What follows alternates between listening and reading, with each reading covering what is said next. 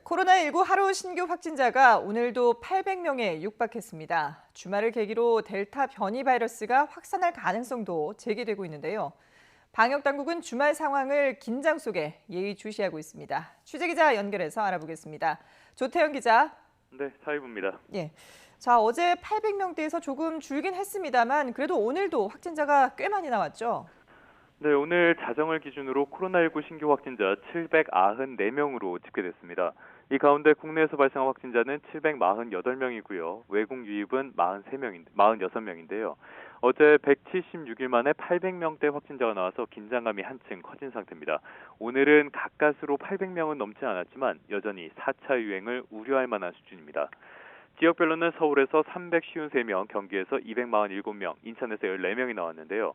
수도권 확진자가 전체 지역 발생의 82%에 달합니다. 수도권 밖에선 부산이 35명 늘었고 대전, 충남 등에서 두 자릿수 확진자가 발생했습니다. 사망자는 1명 늘어서 모두 2,025명으로 집계됐습니다. 어제 하루 1차 접종자는 3,930명이 늘었고요. 접종을 완료한 사람은 83,700명이 추가됐습니다. 1차 접종자는 전체 국민의 29.9%로 여전히 30%를 밑돌고 있습니다. 네, 수도권 상황이 우려되는데 주말을 맞아 모임이나 행사가 많을 것으로 보여서 추가 확산 가능성도 거론되고 있죠. 네, 방역당국 역시 한층 긴장한 분위기입니다. 이전의 대유행과는 다르게 거의 모든 일상 공간에서 감염이 확산하고 있기 때문입니다. 여기에 감염자 한 명이 감염시키는 수를 말하는 감염 재생산 지수도 확산 국면을 뜻하는 이를 다시 넘어선 상태입니다. 최근 일주일 감염 재생산 지수는 1.2인데요. 수도권은 이보다 높은 1.24 정도로 추산됩니다.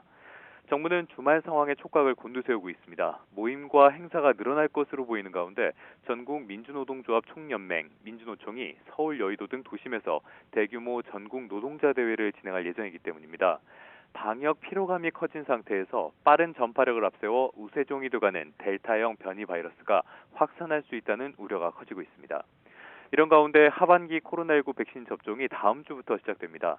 가장 먼저 접종을 받는 대상자는 지난달 아스트라제네카 백신 물량 부족과 연령 조정 등으로 접종을 받지 못한 60살에서 74살까지 고령층과 30살 미만 사회 필수 인력 등인데요.